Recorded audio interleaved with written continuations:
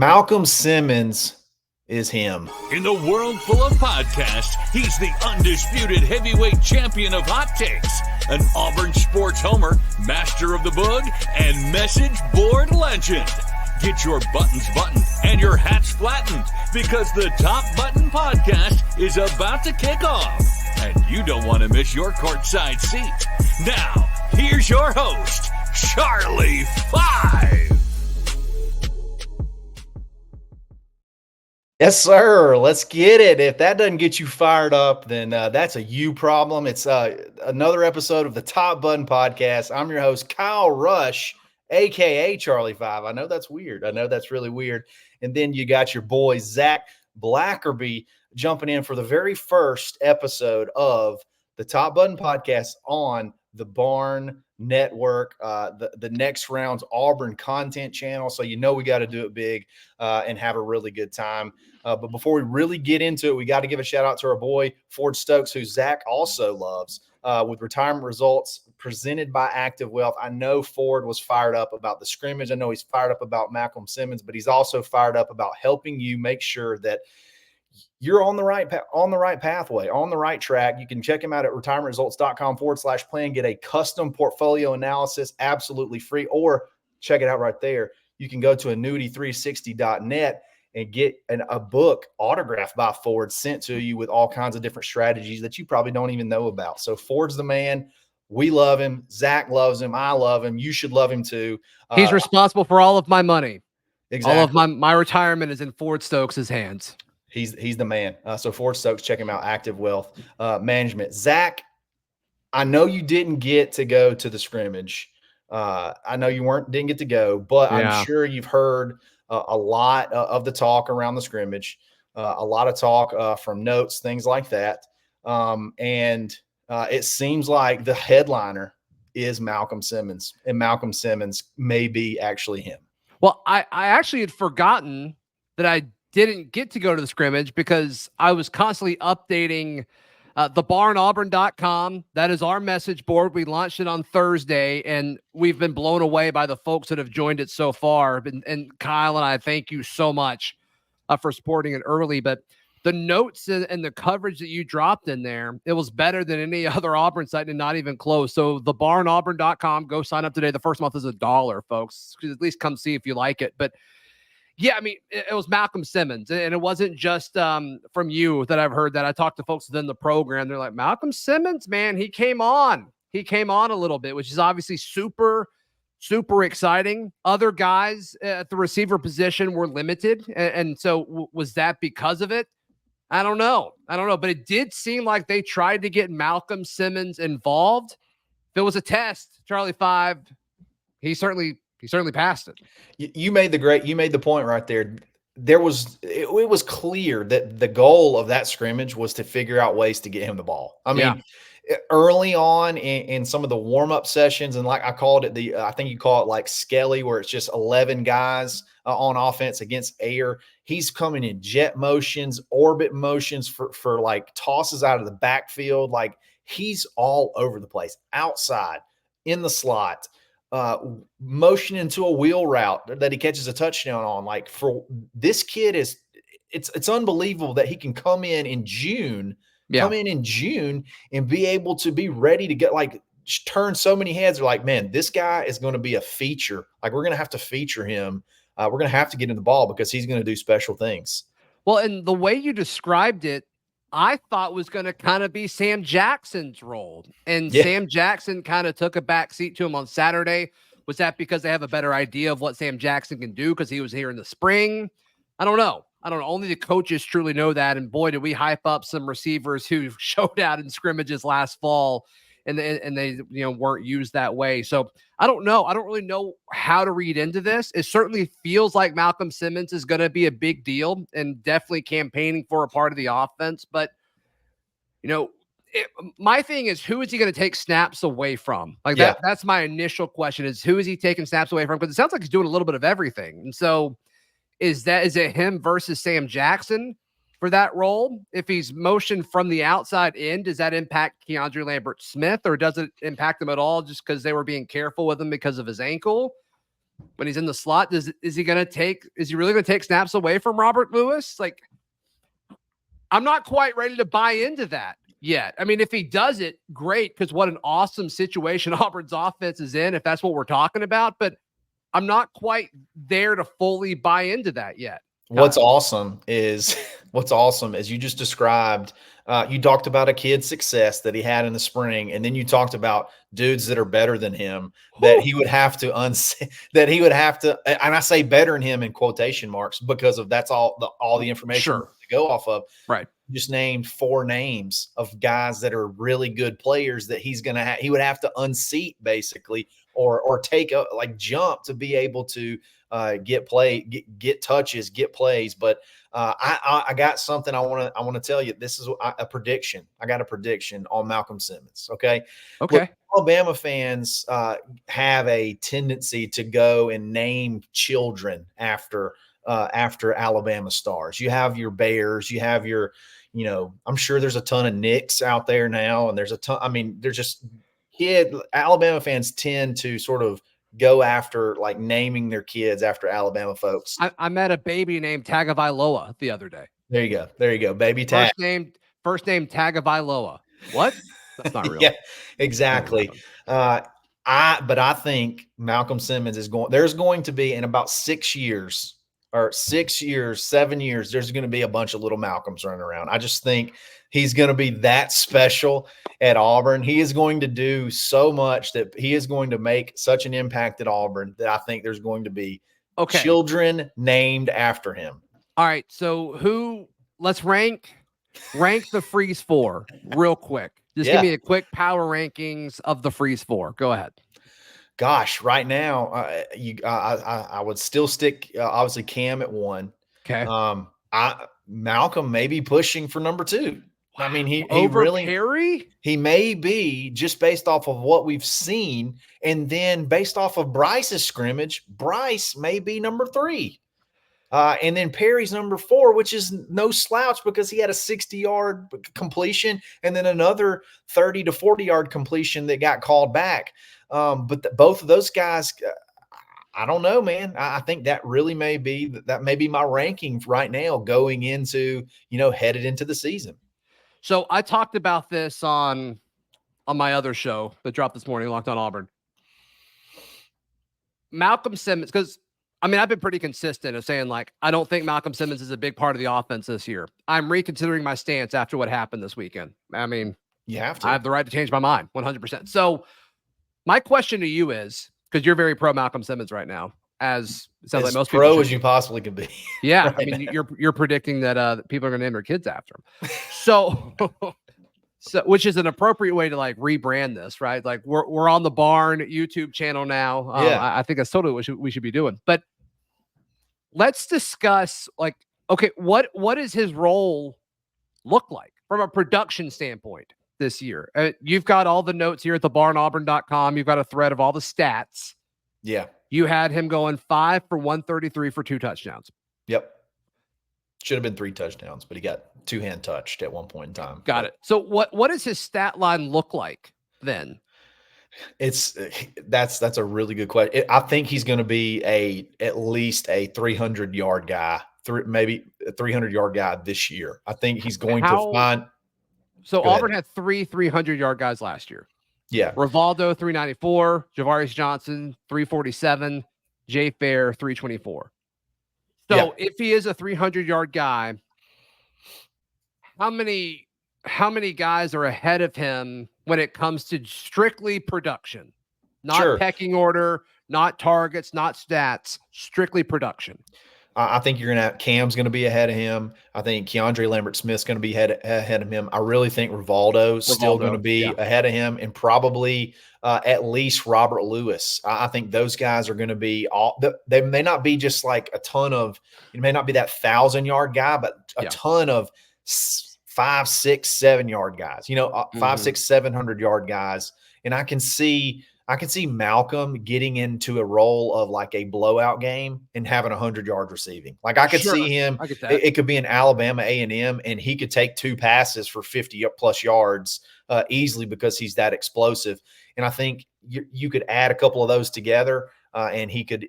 I think he's easily going to eclipse, should he stay healthy, that 300-yard mark. That's kind of what I'm looking at for him. So the next part of this questioning, then, if he is the fifth guy, you name four other guys. So let's say he's fifth in receiving yards, and he has 300 yards. The difference in this offense of what worth it, because I don't think that's crazy. I think that totally is fine. I'm not pushing back against any of that. Is there a big gap between like some of those guys and maybe that next tier? Maybe we may disagree on like what that gap looks like. But if your fifth receiver in this offense has 300 yards, and for context, 1, 2, 3, 4, 5. Auburn's fifth leading receiver a year ago, strictly when it came to yardage, not receptions, but yardage, was Shane Hooks. He had 10 catches for 144 yards. That was Auburn's fifth receiver when it comes to yards a year ago. Maybe he's high. Maybe he's higher than fifth. Maybe I don't know. Maybe he ends up being higher than fifth. It's hard for me to imagine. I'm just thinking from like the context of backups coming in, a couple of those sort of warm-up games, and how explosive he is. It could be 2 catches for 80 plus yards in a couple of those blowout games. So, but dude, like Auburn's fifth receiving threat last year, strictly when it comes to like production and receiving yards, averaged less than a catch a game a year ago. It's crazy. I mean, that's how bad the offense was. It was the passing offense was putrid. Was yeah, very bad. And we're talking about, okay, all 4 freshmen have a legitimate shot to play.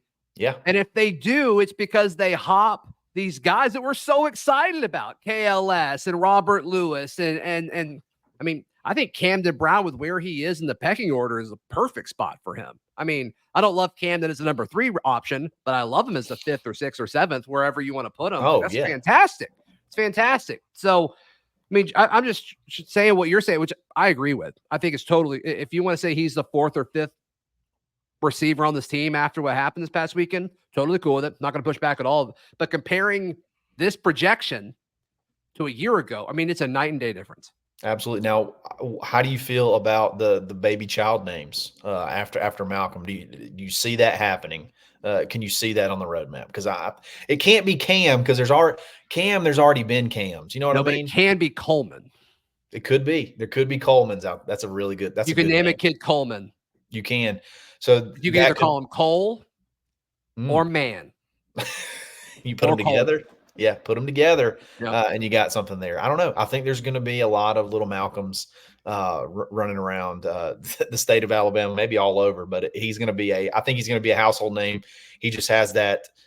You just feel it. You feel the electricity when he gets the ball in his hands. It's going to be something special to watch. Another thing, Zach, switching gears. You got anything else to say about Malcolm other than you love him? I think there's an extra L in his name. That's Cole. Just a hurdle we're all going to have to jump it's together. Silent. It's silent. You don't say it, but it is what it is. I think he has an extra L in his name so he can serve out L's to defenders. There you go. Love it. Love it. I think he'd love that too.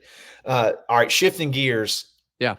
You want to talk about booging out. I will boog over pass rush. Okay. It seems like Auburn has either had a lot of hype going into a season on pass rush, had an injury that's hindered pass rush. It's really hard to really think about Auburn really being a threat coming off the edge since maybe Jeff Holland back in 2017. And then before that, obviously maybe like a D Ford, but Kieron Crawford, the addition to him late, coupled with Jalen McLeod, puts some guys on the field that are better, faster, more athletic that we've had at pass rush in a very long time. And that includes a guy that I love, Derek Hall, who plays for the Seattle Seahawks. I mean, he was good at times, but I think even he's not quite as physically gifted as these two guys. You got the speed of Jalen McLeod, and then you just the looks of Kieron Crawford. I mean, he looks like an NFL player, and he plays with a very high, high motor. I mean, that element of this defense. I mean, how excited are you if you're DJ Durkin of these options that you have to be able to attack the quarterback, unlike you've been able to do for several seasons? Yeah, pass rush was my biggest concern, the defense as well. I mean, all the size that they brought in through the transfer portal, you felt a lot better now about stopping the run, but it's like, who's going to step up as that pass rusher? Well, yeah, they go out and get Kieran Crawford. I guess the question was similar to the question we were asking about McLeod a year ago is, okay, can you adjust from, I guess they were both Sun Belt guys going to the SEC? Are they both App State's not in the Sun Belt. What is App State? The USA, maybe Conference I don't know. USA, or I don't know. Group of doesn't 5 guys going to the SEC. What does that transition look like? And Yeah. Kieran, I mean, passes the eye test physically. Like, I think he passes the eye test more than Jalen did a year ago. So you certainly feel great about that. Trying to remember if it was Keldrick Falk that I talked to at media days about this, or it may have been Elijah McAllister. I don't remember. But I asked him, one of them, about the pass rush a few weeks ago. And it's like stats show up as an individual sacks show up as an individual stat, but they're not that. They're a team stat. Like, we all feel good about McLeod as a pass rusher. We saw him come on towards the end of last season, but a big reason why he was able to come on at the end of last season was because Marcus Harris was playing out of his mind for a big chunk of the season a year ago. So the question then is, okay, if Jalen and Kieran are going to do this from the edge, one, they both need to be on the field at the same time, which I think limits Keldrick a little bit if you scoot him inside. And so, like, we'll see how much they do that. I think it makes sense on 3rd and long. We'll see. Right. And maybe Keldrick's good at everything and he can play 4-eye or 3 technique. But you still need somebody. If you're going to have this elite pass rush, you need somebody on the inside to step up. And I don't know if that's Bleedy. It sounds like he's making a lot of penetration early in fall camp. That doesn't always equate to being a good pass rusher. In the case of Marcus Harris, it did. We'll see if it translates to Bleedy or not. Can Rakes do that from the nose tackle position? We've heard good things about Jason. Can he take that step? They need somebody to draw attention in the interior or win a one-on-one battle consistently if the edge guys draw that attention, which is probably more likely the case. But they can do it. They certainly can do it. And the addition to Kieran's going to be huge. I honestly had no expectations for Kieran Crawford when they announced his signing. I honestly tried to kind of Really? Yeah, I really, you look at some of his production, Sun Belt. It's like, man, is he, how is that going to translate? But he was the him, transfer I was most excited about. Really? I mean, again, I had to try to, I feel like I had to try to convince myself, especially being in that late period. You're just trying to, I'm thinking you're just adding bodies, but it turns out I think this kid's going to be a really good player. Zach, there was a time. Go ahead. Well, he's been playing football for like 5 minutes. I think people forget that too. You look at him, you just assume he's been training his whole life for this, and he hasn't. So, like, he's got usually, years. Yeah, his backstory screams like those guys that you talk about in the 2nd or 3rd round of the draft, and it's like he didn't start playing until senior year of high school. He barely got noticed, so he went to Arkansas State, and then he got a chance in the SEC. Like, you hear those stories all the time. Anyway, yeah, tell us about Kieran. What did he do Saturday? No, so there was a time, I think it was 3rd and long, and on the field was McLeod, Crawford, Keldrick, and then I couldn't catch the other defensive lineman. But you had those 3 guys on the field at the same time, and I really think it was Philip Bleedy. And there was it was almost an immediate sack. It was a drop back, and then they just caved, like the whole pocket caved, and it was almost an immediate sack. And I believe it was like on a 3rd and long, and it ended a drive. There's just options. I feel like for the first time they've been able to assemble some options, and you don't just have one pass rusher. And then if he gets hurt, what are you going to? You're going to have to manufacture a rush. I think this will be a year where Auburn will actually be able to get pressure on a quarterback with just the front 4, and that's something that. And then McLeod can come off the field, and then Crawford can go in. They can drop in coverage. They can do a little bit of it all. You saw McLeod got a pass interference call in the A-Day game, and then you got these guys dropping back in coverage. There was a really funny I haven't even talked about him yet at edge, but Amaris Williams at 270 pounds dropping back in coverage a couple of times, and he's the 3rd guy at times coming off the edge. So sort of like a abundance of options that I feel like we haven't had in quite a while, and it's pretty exciting. Yeah, I don't love any of them in coverage. Like, that's not why they're on the roster. No. But I'm excited to see how DJ Durkin, like, how often is he really going to do that, or is this just let's see if they can do it? Like, who do we feel comfortable? Like, okay, you can cover the flat, you can't. That might be some of what they're working on. Sure. The scrimmage. I mean, we don't know the motives for all of this, but yeah, you mentioned the personnel grouping. Yep. I've been told at dime, when they go to dime, which you're going to see a lot on 3rd and long, that you're going to see both of the edge guys, Kieron Crawford and Jalen McLeod, with Keldrick scooting inside some. And then Malik Blockton is a name for that 4th guy that. And it could have been Malik. It could have been Malik. See, once again, I mean, I'm sure they're trying a bunch of different things. So, but yeah, Malik Blockton, you talk about options like Malik Blockton, Philip Bleedy. Like, who are these guys who can help be an interior pass rush to help free up these guys on the edge? Because once again, sacks they show up as an individual stat, but they certainly are a team stat. And they've got the team. They've got the team to do it. They've just got to find a way to execute. Absolutely. Absolutely. Well, I think that's going to be it for us today. Zach, first show. Thanks for jumping on and kicking this thing off.